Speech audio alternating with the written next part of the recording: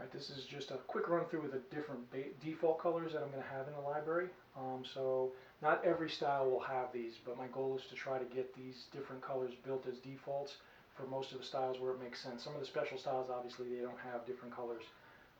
But I just wanted to give you a kind of a look. I've made some modifications to a couple of my colors too, so this way I have kind of a documentation. So this is the blue blade with an audio flicker. Obviously, if you do other effects, sometimes the color will change a little bit.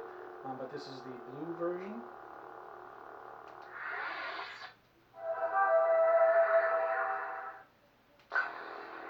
And then this is the deep sky blue version. So this is towards more of a cyan. So if you don't like the regular blue, this one is available. This is the one I typically use for like my ray styles. I'll usually do them in the deep sky blue.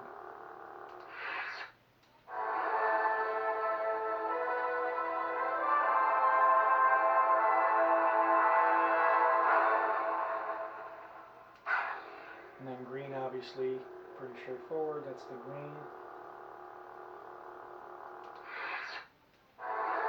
And then this one I've made a change. So I actually have two versions of this, depending on if you use the gold blade from 3.9. It's slightly different than this one. This is the one I'm doing for most of the responsive effects. So this is my gold blade. It's a little more yellow than the previous one. But it's also slightly dimmer, and that's more just for allowing that blast and flash effect to show up. With yellow in particular, if you get too yellow, that white or any effect you're going to do gets washed out. So I've made a few changes to that. Of course, if you don't like it, you can change it. All these colors will have the color wheel in them as well. But so there's a little change to the gold blade.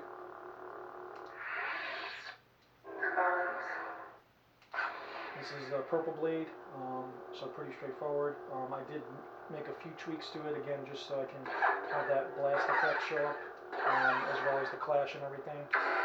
So some of the purples, if you get too much color in them, you actually oversaturate, you can't get the effects.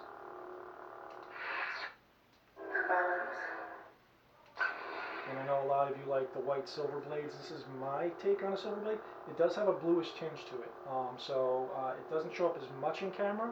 So in camera it looks a lot more white. But in person it does have a little bit of a blue hue to it. That's my personal taste. It's also, again, just to keep those effects visible. So if you go pure white on your blade, it really limits the effects you're going to be able to do. So this one is my silver blade. If you don't like, if you want to make adjustments.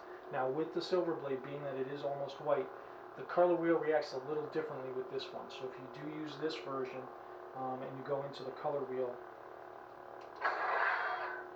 all it's going to do is actually go through hues of white. It does not actually change the color. And that's just because it's already pretty close to white, and white can't actually change. So you can change the base hue. So mine obviously had a little bit blue tinge, but if you wanted to get, that's more of a kind of a red, a little yellow. So it lets you change the base hue in the color wheel, but it's not going through all the colors like all the other color blades would. So the silver blade does have a little bit of a difference in terms of color change. So if you choose that one, it's going to stay a white blade. It's just the hue will change slightly.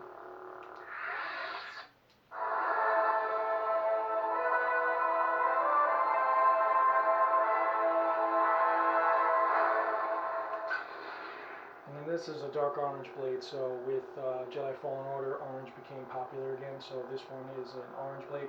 I use dark orange, the regular orange is a little too bright, but this one now will be another variation that's available for default, so just wanted to get it on record.